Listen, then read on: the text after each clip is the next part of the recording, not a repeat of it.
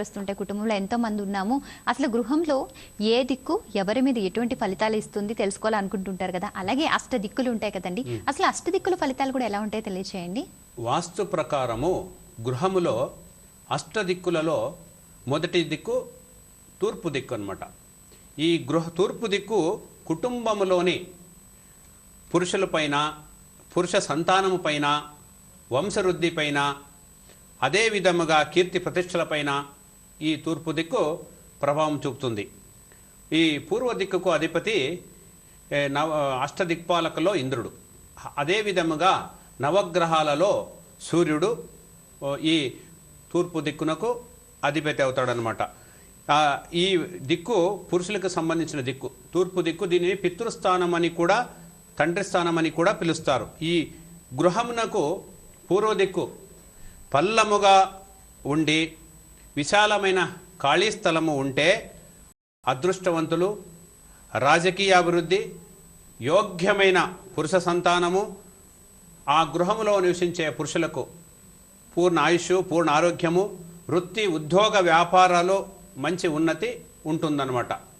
అదేవిధంగా ఏ గృహంలో పూర్వ దిక్కు లోపిస్తే, అనగా ఖాళీ ప్రదేశము లేకుంటే, అదేవిధంగా అంటుగోడలు ఉంటే, గృహానికి పూర్వంలో అంటుగోడలు ఉంటే ఆ గృహంలో మగ దిక్కు లేని ఇల్లు అవుతుంది. అదేవిధంగా ఆ గృహంలో పురుష సంతానాలు అప్రోజకులు అవుతారు. అదేవిధంగా అనారోగ్యము, శిరో నేత్ర రోగాలు, అదేవిధంగా సకాలంలో వివాహము మరియు సంతాన యోగాలు కూడా ఏ గృహంలో పూర్వ దిక్కు లోపించి ఉంటుందో ఆ గృహానికి సరైన సమయంలో వివాహాలు ఉండవు, సంతాన ప్రాప్తి కూడా సరిగా ఉండదన్నమాట. అదేవిధంగా ఆ గృహములో నివసించే పురుష సంతానము అప్రోజకులు దురలవాట్లకు లోనవుతారు. అందువలన తూర్పు దిక్కు చాలా ముఖ్యమైన దిక్కు. అదేవిధంగా ఆగ్నేయ దిక్కు గృహములో ఆగ్నేయ దిక్కు భార్య, రెండవ సంతానము, కోడళ్ళు మరియు అదేవిధంగా గృహంలో నివసించే స్త్రీలపైన ఆగ్నేయం ప్రభావం చూపుతుంది. ఆగ్నేయానికి అధిపతి అగ్ని. అష్టదిక్పాలకుల్లో అగ్ని స్త్రీదేవత. అదేవిధంగా వంట, యజ్ఞ యాగాది కార్యాలు ఈ ఆగ్నేయంలో చేయాలి. ఈ దిక్కు ఏదైనా లోపం వస్తే అగ్నితో చెలగాటమాడినట్లు ఉంటుందన్నమాట.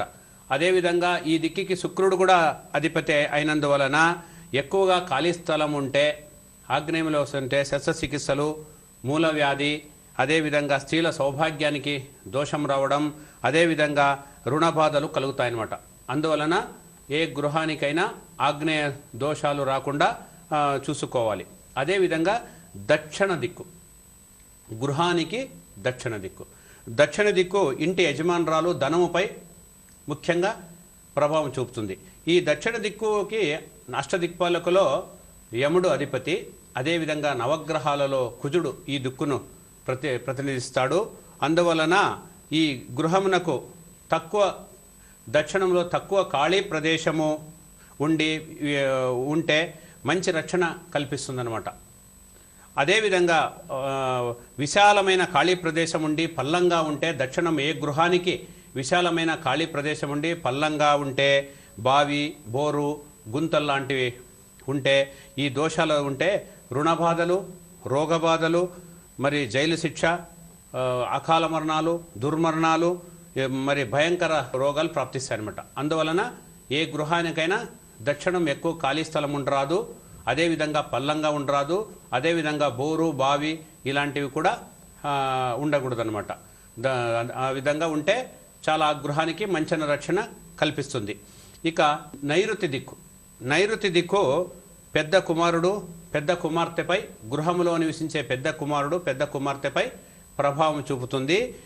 నిరుతి అనే అష్టదిక్పాలకులలో నిరుతి అనే రాక్షసుడు ఈ నైరుతి దిక్కుకు అధిపతి. అదేవిధంగా నవగ్రహాలలో రాహు కూడా ఈ నైరుతికి అధిపతి అయినందువలన అతి క్రూరుడు మరియు బలిశాలి. అందువలన నైరుతి ఎత్తుగా ఉండాలి, ఖాళీ ప్రదేశము తక్కువగా ఉంటే మంచిది. నైరుతిలో ఖాళీ ప్రదేశం ఎక్కువగా ఉండి పల్లంగా ఉంటే, బోరు, బావులు అలాంటివి ఉంటే అకాల మరణము, పురుషుల అకాల మరణము, దుర్మరణాలు, ఆత్మహత్యలు, మరి అలాగే క్యాన్సర్, ఎయిడ్స్ వంటి భయంకర రోగాలు ఉంటాయంట. అందువలన గృహానికి నైరుతి దోషాలు లేకుండా చూసుకోవాలి. ఇక పడమర దిక్కు, పడమర దిక్కుకు ఇంటి యజమాని స్త్రీ సంతానముపై ప్రభావం చూపుతుందన్నమాట. పడమర దిక్కుకు అష్టదిక్పాలకులలో వరుణుడు అధిపతి, మరి అదేవిధంగా నవగ్రహాలలో శని ఈ దిక్కుకు అధిపతి అవుతాడు. ఋతుపవనాలకు కూడా ఈ వరుణుడు అధిపతి. తక్కువ ఖాళీ ప్రదేశం ఉండి ఎత్తుగా ఉంటే, ఎక్కువ ఖాళీ స్థలం ఉంటే చాలా మంచిది. అదేవిధంగా తక్కువ ఖాళీ స్థలం ఉంటే చాలా మంచిది. అదేవిధంగా ఎక్కువ ఖాళీ స్థలం ఉండి పల్లంగా ఉంటే ఆ గృహంలో స్త్రీ సంతానం అధికంగా ఉండి స్త్రీ ఆధిపత్యము ఉంటుంది. మరి అనేక అశుభ ఫలాలు కూడా ఇస్తుందన్నమాట.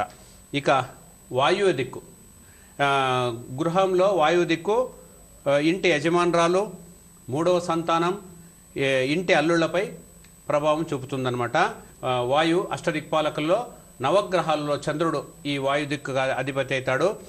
వాయుదిక్కు సక్రమంగా ఉంటే మానసిక ప్రశాంతత, కార్యజయము, మంచి బంధుమిత్రులను ప్రసాదిస్తుంది.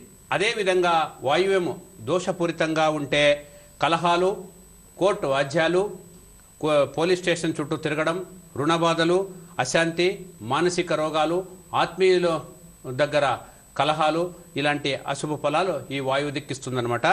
అదేవిధంగా ఉత్తర దిక్కు గృహంలో నివసించే స్త్రీలపైన, స్త్రీ సంపదలపైన ప్రభావం చూపుతుంది. ఈ ఉత్తర దిక్కు కుబేర స్థానం అనమాట. కుబేరుడు అధిపతి. ఏ గృహాన్ని మాతృస్థానం అని కూడా అంటారు.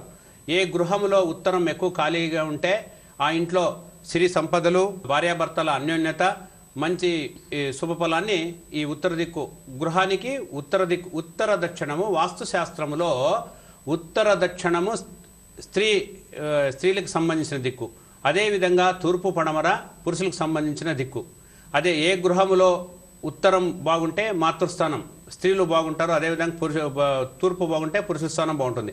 అదేవిధంగా మనకు పూర్వము ఉత్తరము మనము ముందు భాగం ఉన్నట్ల, పడమర దక్షిణము మన వెనుక భాగం ఉన్నట్ల, రెండు నీచ స్థానాలు ఉచ్చ స్థానాలు అని కూడా అంటారు. ఇంకా ఈశాన్య దిక్కు చివరి సంతానంపై ప్రభావం చూపుతుంది. ఈశాన్యానికి అధిపతి శివుడు అనమాట. అదేవిధంగా నవగ్రహాల్లో గురు, కేతువు ఈ ఈశాన్యానికి అధిపతులు అవుతారు. ఈ బోరు, బావి, నీటి ట్యాంక్ ఉండడం, అందువలన గంగ అయినందువలన శివుని భార్య గంగ. ఈ బోరు, బావి, ట్యాంకు, నీళ్ళ ట్యాంక్ అలాంటిది ఉంచుకోవాలి. పల్లంగా విశాలమైన ఖాళీ స్థలం ఉంటే యోగ్యమైన పురుష సంతానము, వృత్తి, ఉద్యోగ అభివృద్ధి, కీర్తి ప్రతిష్టలు లాంటివి ఈ ఈశాన్య దిక్కు నుండి కలుగుతాయన్నమాట. అత్యంత